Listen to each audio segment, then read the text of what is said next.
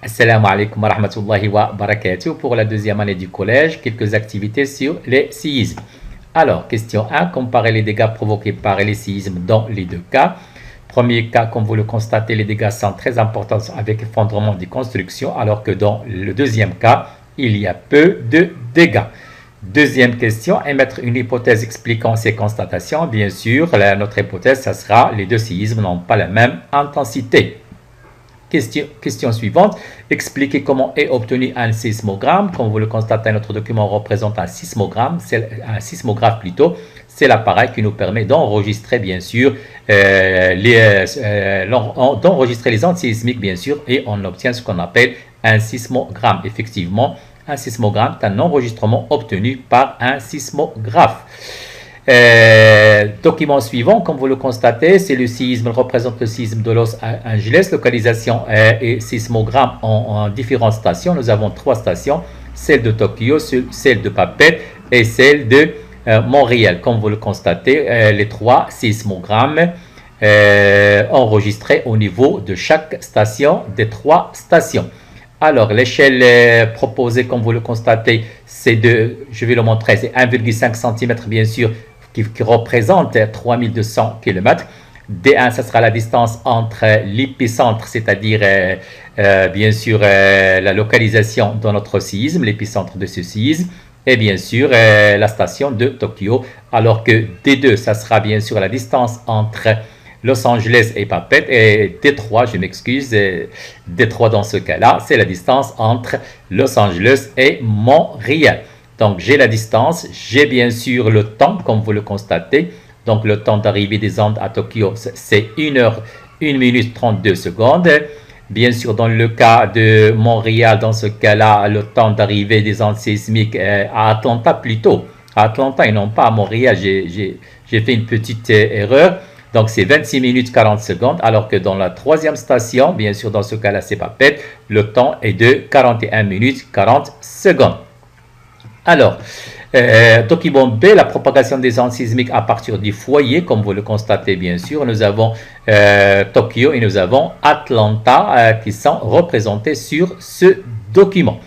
La question, le document 3 montre le déplacement des ondes sismiques, calculer la vitesse en kilomètres, comme vous le constatez, des ondes parcourues à Tokyo, à Atlanta et à Papeete bien sûr, sachant que vous le savez très bien que la vitesse est égale à la distance sur le temps. Nous avons la distance, comme je l'ai déjà dit tout à l'heure. Je vais prendre le cas de Papeete, il est de 5300 km, alors que le temps il est de 41 minutes 40 secondes. Donc, bien sûr, je vais convertir 41 minutes en secondes et je vais obtenir comme résultat à peu près, bien sûr, 2,10 km par seconde. Expliquer le décalage entre l'arrivée des ondes sismiques dans les trois stations. Mon explication, bien sûr, ça sera parce que la distance entre l'épicentre et la station n'est pas le même, mais je peux, bien sûr, il y a d'autres paramètres qui interviennent dans ce cas-là. Je peux parler des structures géologiques traversées par les ondes sismiques. Mais dans notre cas-là, on va parler uniquement que la distance entre la station et l'épicentre n'est pas la même. Document suivant, comme vous le constatez, c'est un bloc diagramme d'un séisme. Question 1. Sur ce bloc diagramme, placez les légendes suivantes: faille, foyer, épicentre, onde sismique. Donc, bien sûr, nous avons notre épicentre. C'est le point qui se trouve à la surface au niveau duquel l'intensité du séisme est la plus élevée. Elle est bien sûr à la verticale avec le foyer, comme vous le constatez, le point de départ des ondes sismiques. Alors que bien sûr notre faille, c'est la fracture que subit ce bloc de roche, bien sûr, provoquant la propagation des ondes sismiques. Et bien sûr, les ondes sismiques, c'est le troisième terme, bien sûr, qu'on doit indiquer.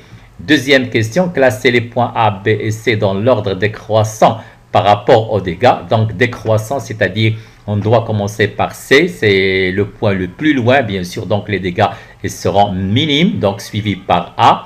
Et enfin, bien sûr, le point où, le niveau où les dégâts seront très importants, bien sûr, ça sera C, B. Donc j'ai fait, donc c'est l'inverse, donc C, A, puis B, parce que comme vous le savez très bien, plus qu'on s'éloigne de l'épicentre, plus les dégâts deviennent moins importants. Troisièmement, replacer ces deux définitions à côté des bonnes légendes. Donc, point de départ des séismes, ça sera bien sûr le foyer. Lieu de dégâts maxima, ça sera l'épicentre.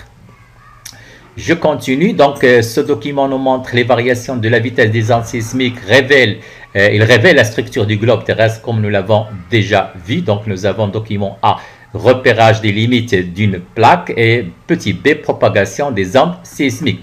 Nous avons l'axe vertical représente la vitesse de propagation des ondes en kilomètres par seconde, alors que l'axe horizontal représente la profondeur en kilomètres. Document C, une plaque lithosphérique comme vous le constatez. Nous avons la lithosphère continentale, la lithosphère océanique, et nous avons bien sûr notre asténosphère. Question. Analyser les deux courbes, bien sûr, du document B, comme nous l'avons déjà vu. Notre document B, comme vous le constatez. Première constatation, la vitesse des ondes de P elle est plus élevée que celle des ondes de S. Au départ, pour le cas des ondes de P, il est d'environ 7,5. Bien sûr, notre axe vertical n'est pas gradué, alors que au départ, les ondes sismiques, ils ont une vitesse d'environ 3,6 km par seconde. Deuxième constatation, la vitesse des ondes, bien sûr, sismiques, il varie selon la profondeur, bien sûr. On constate ce qu'on appelle des discontinuités, des variations brusques à une profondeur d'environ 100 km, à une profondeur d'environ 3000 km. Pour le cas des ondes P, aussi, on constate une variation brusque de la vitesse de la propagation des ondes P à une profondeur d'environ 5100 km. Troisième constatation, au-delà de 3000 km, on ne retrouve plus les ondes S, les ondes sismiques S ne se propagent pas. Bien sûr, vous le savez très bien, nous l'avons déjà dit, les ondes S ne se propagent pas dans les milieux liquides, alors qu'à ce niveau-là, au-delà de 3000 km, on retrouve le noyau externe qui est à l'état liquide. Alors, je continue. Ma deuxième question. Déterminer la cause du changement brusque de la propagation des ondes sismiques PS.